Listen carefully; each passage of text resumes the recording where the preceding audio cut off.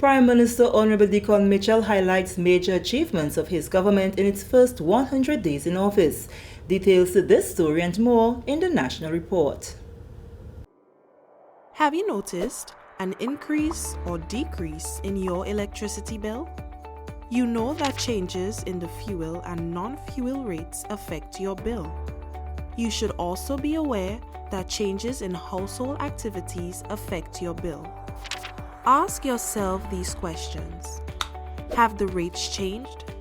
Have there been more people at your home? Have your children been on holiday? Have you used your fan or air conditioning unit more often to beat the heat? Are any of your electrical appliances or equipment faulty? Have you added any new appliances such as transformers, water heaters, or pumps? Make it a habit to understand any changes on your electricity bill. For more factors that affect your bill, visit www.grenlec.com. Grenlec, energizing our Grenada. Welcome back. With the details to the news for Monday, October 3rd, 2022, I am Sherry-Ann Noel. Restructuring the COVID-19 Stimulus Package 2.0 to focus on small business development, civil aviation agreements to support airlift, government's implementation of measures to simplify the immigration process at ports of entry, and plans for the rollout of twice-monthly payment of salaries to be delivered by the first quarter of 2023. These are some of the achievements outlined by Prime Minister Honorable Deacon Mitchell as he reflected on his administration's 100 days in office. In an address to mark the occasion, Prime Minister Mitchell said his government's transformational agenda is definitely not a pie in the sky, but one that is hinged on shared vision for a sustainable, equitable, and prosperous Grenada. He spoke of other notable achievements 100 days after their inauguration. The removal of school fees at pre-primary, primary, and secondary levels. My government views education as a fundamental right and the foundation of a prosperous nation. Under this administration, no child will be denied an education due to payment of school fees. In addition, second chance opportunities will be afforded to all youth who did not complete a primary, secondary, or tertiary education. 2.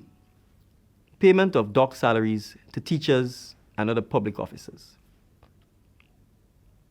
Teachers play a critical role in the development of a knowledgeable and prosperous society, and often go above and beyond the call of duty to ensure the well-being of the nation's children. While this was not a campaign promise, my government made it a priority to repay the $1.2 million in dock salaries from 2018 that affected 1,721 public servants. PM Mitchell says if his administration is to create a just society, they must lead by example.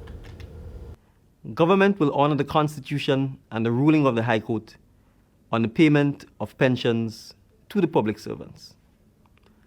Plans to this end are well underway. The House of Representatives sat 29 September 2020 and passed the Supplementary Appropriation Bill 2022 to facilitate, in part, the authorization of the $60 million required to pay the retroactive pension payment, which will be paid by November 30th, 2022. Cost of living relief measures.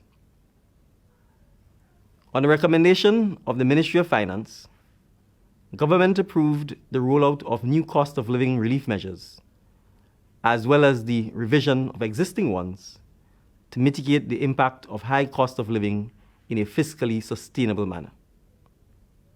The government's new fiscal policy measures include 1. Petroleum products. The removal of the $15 cap and the reduction in the petrol tax on gasoline and diesel from $5.50 to $0, effective September 18, 2022, for the next 4 price changes. As of 18 September, citizens are paying as much as $2.26 less on gasoline and 43 cents less on diesel at the pump. Moving along, the Ministries of Social Development and Health and Wellness are the latest to benefit from the goodwill gesture of Spice and We Inc., a non-profit organization based in New York. Through fundraisers and donations from Grenadians in the diaspora and other regional friends, the group presented items to Honorable Philip Telesford, Senator Gloria Thomas, and Senator Gayton Lacrette on Monday. President of the group, Ray Gay, made the trip to Grenada to make the presentation and reaffirmed the group's motto of "We lift each other to rise together." He stressed that the objective of the group is to touch the lives of the vulnerable community. We came up with this group because we love helping people. And today, this small contribution, I know it's going to go a long way because it's going to be continuous. As Sherian say, I'm not medically intelligent like maybe some of you guys, but we have stuff for the hospital. We have stuff for the elderly. So I just hope we could continue doing what we're doing. Honorable Philip Telesford is grateful for the donation. More than 250 adult pampers and bed padding are handed over to the ministry. These items are items that are generally in high demand by our senior citizens because, of course, over a period of time, they are affected by some of the diseases that affect our senior citizens. And as a consequence, they rely heavily on these medical supplies. These supplies, I am sure, will go a very long way in assisting both at the residential home level as well as the general hospital. Senator the Honorable Gloria Thomas expressed gratitude on behalf of the Desk of the Elderly for what she considers as a timely gesture. I want to take this opportunity to thank Spice and We for such a contribution to the ministry and to the elderly in our society. We know that the elderly has played their part in the development of this country, and at this point in time in their life, it is our duty to look after them and to ensure that their needs are properly taken care of.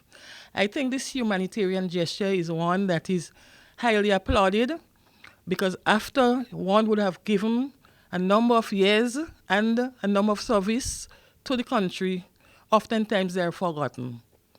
But groups like Spice and We and other non-governmental organizations saw it best to come forward and to make their contribution.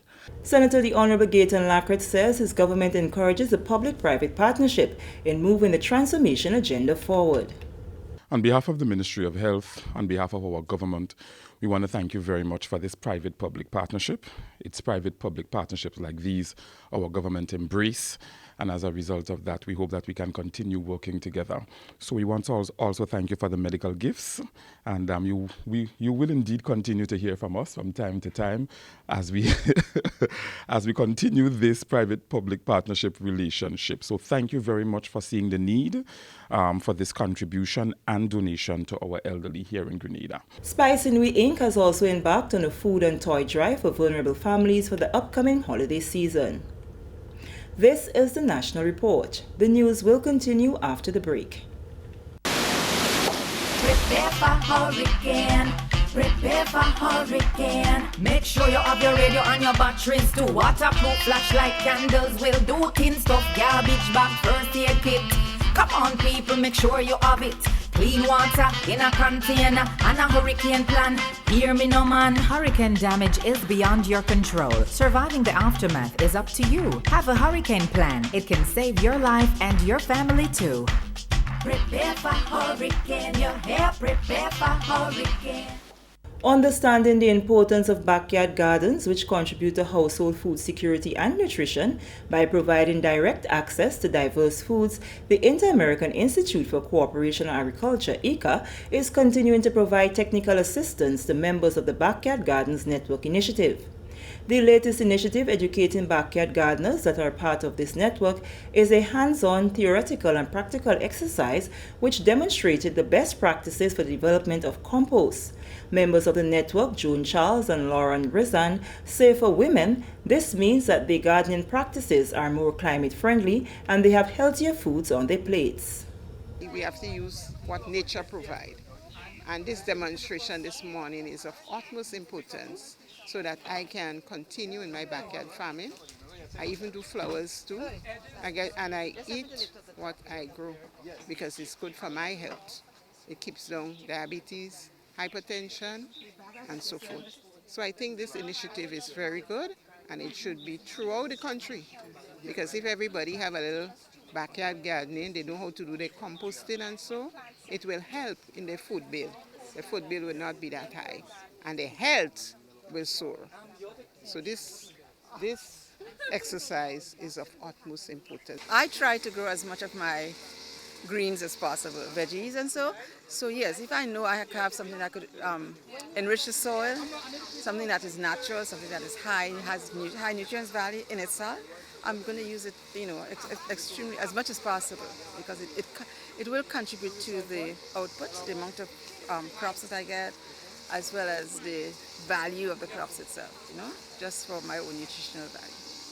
This exercise assists in creation of economic opportunities through the adoption of bioeconomic models, such as the incorporation of composting, which converts waste into resource. Derek Charles, National Specialist at ICA, speaking on the objective of the training, says the idea is to give the backyard gardeners as much knowledge as possible so that they can turn into viable projects. We're on the Cardi field station. It's a collaborative effort between ICA and Cardi to construct a composting site with a number of composting bins where we'll be capable of training farmers and extension officers on the science of composting. Composting is an essential element in the backyard. In addition to that, we expect the backyard gardeners to have some level of rainwater harvesting. They will have the essential garden, which is the vegetable garden. They will have the herbs, and most likely they will have some probably small ruminants or rabbit, as the case may be, or even poultry, to provide some level of nitrogen in the composting. Other members of the network, Kelvin Thompson and Nicole Sutherland, are hopeful that acquiring this skill will contribute to improved operations in their gardens. Composting is very important to me because we're using what nature gave us, the leaves, the plants, the grass, which we consider weeds. We could use that to nourish the plants and to put back into the soil what it's giving us. It would help alleviate the cost of, having what we need for our farms in the first instance. And secondly, it's using things that come from the garden itself while you're getting it ready to plant your produce. So it's sort of a cycle where you use the stuff that you would take out of your garden, like the weeds and such, and put it back into the garden so that it provides nurturing and nutrients for your plants. The Inter-American Institute for Cooperation and Agriculture, ICA, officially launched the first Backyard Gardeners Network initiative in Grenada last year in collaboration with the Ministry of Agriculture. The Lions Club of St. John is observing its 4th year of existence this month. On Sunday, the group gathered at the St. Rose Modern Secondary School to reflect on its achievements, accomplishments, and the positive impact on the lives of residents throughout the St. John community. President of the club, Brent McSween, says since its inception, the club, which is based in St. John, has worked diligently to live up to the mantra of Lions Club International's motto, "We serve." And 4 years is a short time, but within that short time, I think you all have done a lot of work. In fact, you all was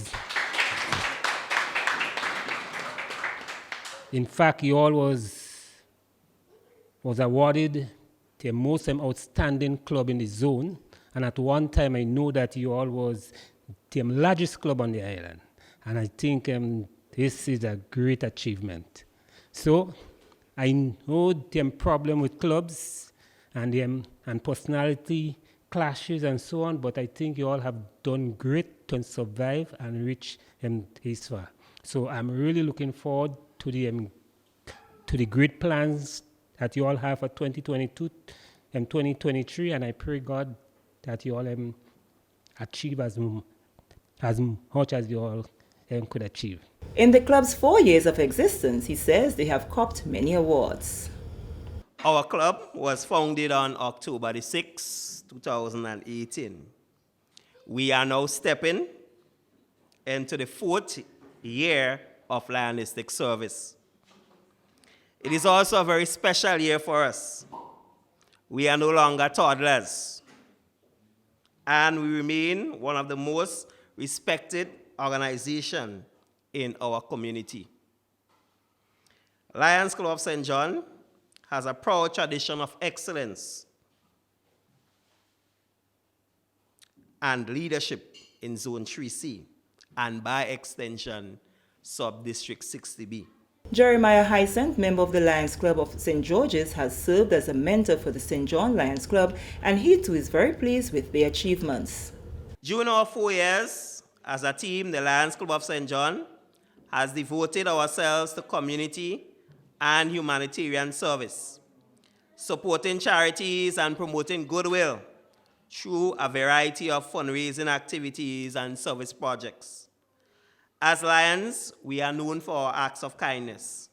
We have championed and continue to champion the kindness in our communities and actively work to improve the lives of all people.